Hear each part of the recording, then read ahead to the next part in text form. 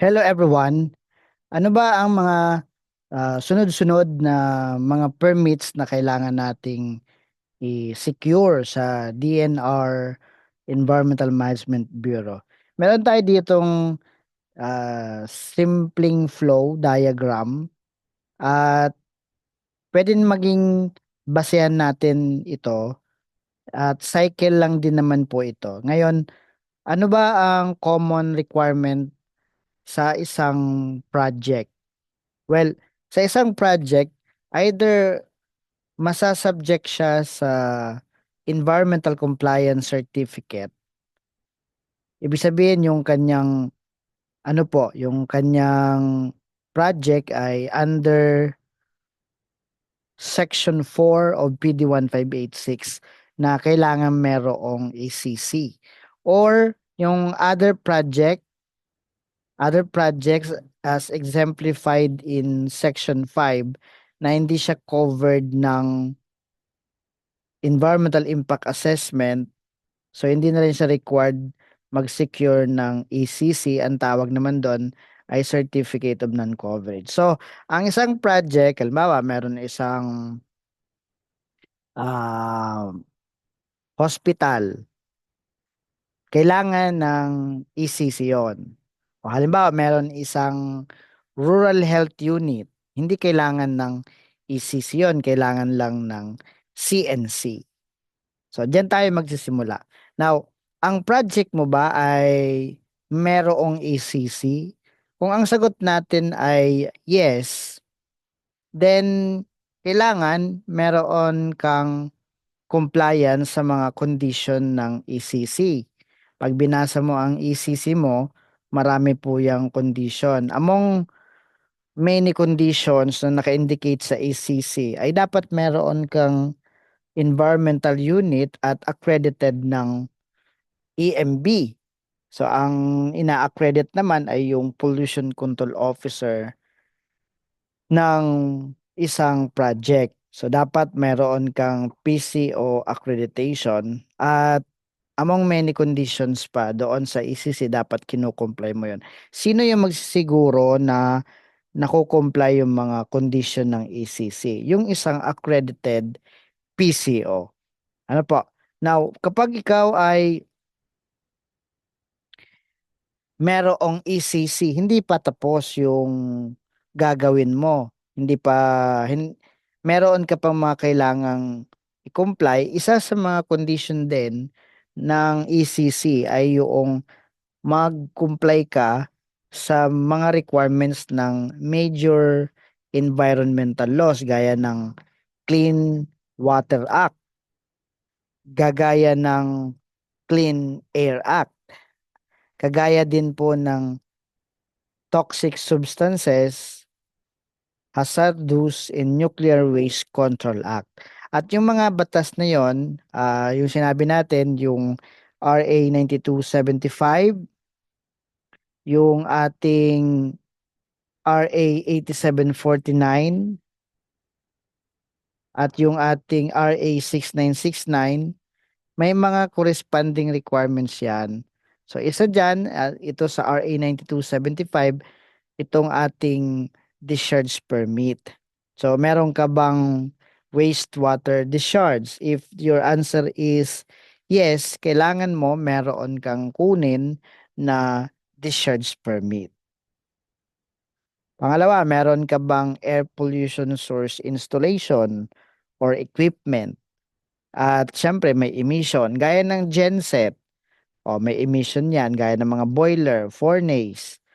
Kailangan mag-comply ka sa requirement ng RA 8749. So if you have emission, kailangan mong kumuha ng permit to operate. Example nga natin, yung genset. Kung may genset ka, dapat mag-apply ka, kumuha ka ng permit to operate.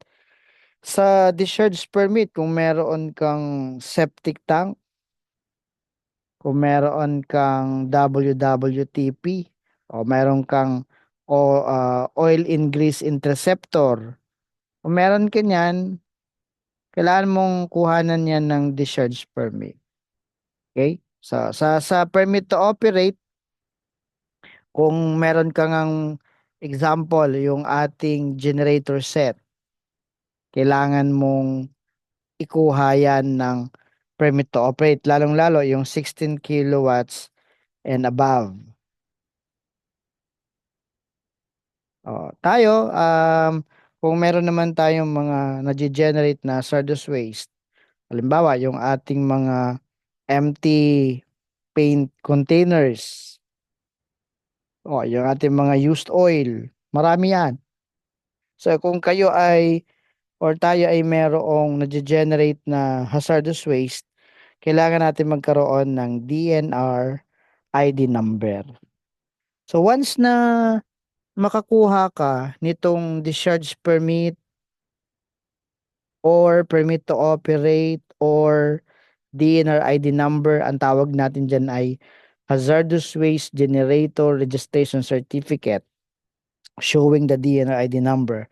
Ang kasunod na po niyan, pagka meron ka ng isa dyan sa tatlo, ay ang pagsasubmit ng report. Ang tawag natin doon ay Compliance Monitoring Report at Self-Monitoring Report. So kung kayo ay merong ECC, ang isasubmit mong report ay Compliance Monitoring Report at Self-Monitoring Report. So meron na tayong mga periodic submission. Ang CMR, ito ay every 6 months. Ang SMR, every 3 months. Now, pagdating ng panahon, itong mga discharge permit, meron itong validity kadalasan na 1 taon. Itong permit to operate, may validity ito up to 5 years. Yung DNR ID number, wala naman itong expiration, pero pwedeng i-amend.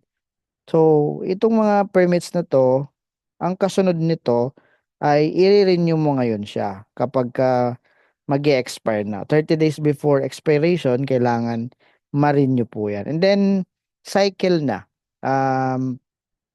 Lagi mo na lang siyang i-maintain na valid ang discharge permit, valid ang permit to operate, at itong ating DRID number.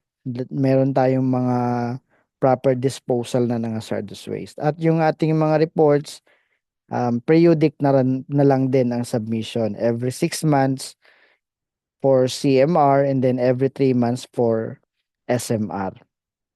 Okay? Now, sa ibang banda, may mga project na hindi covered ng ECC. Walang ECC sila. Meron lang sila ay CNC. At ang CNC stands for Certificate of Non-Coverage. Yung ating ECC ay Environmental Compliance Certificate. So kung babalikan natin yung ECC, based po yan sa requirement ng Section 4 ng PD 1586. At yung CNC naman, base naman yan sa Section 5 ng PD 1586. So kapag ikaw ay merong CNC,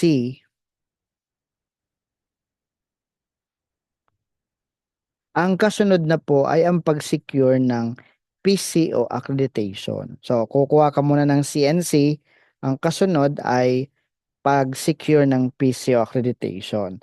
Ang tanong, ikaw ba ay nagre-rent ng commercial space o hindi? Ikaw ba ay stand-alone? Pag ikaw ay stand-alone, yes. Ba, ang isang rural health unit na example natin, may sarili siyang building at lupang tinatayuan. Dahil stand-alone ka, kailangan mo ngayon mag-secure ng DNR ID number dahil meron kang hazardous waste. Kailangan mo mag-secure ng permit to operate dahil meron kang genset, boiler, fuel tank, etc. At kailangan mo mag-secure ng discharge permit din dahil meron kang mga septic tank, oil ingress interceptor, wastewater treatment plant. So kahit ikaw ay CNC,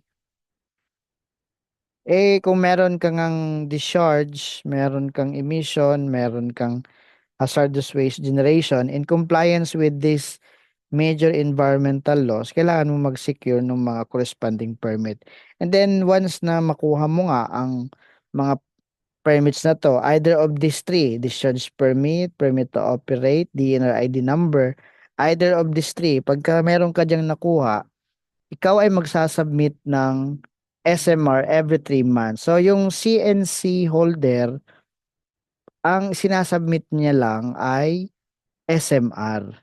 Kapag ikaw ay ECC holder, ang sinasubmit mo ay CMR at SMR. So nandito tayo sa situation na may CNC ka. If yes, apply ka ng piso accreditation. Ikaw ba ay stand alone? Ibig sabihin may sariling lupa o building. If yes, apply ka na ng discharge permit, permit to operate, at DNR ID number. What if wala akong sariling building, nagre-rent lang ako? So, may CNC ka, may piso accreditation ka, since ikaw ay hindi stand-alone, nagre-rent ka, pwede kang ma-exempt for discharge permit, no? Dahil nagre-rent ka.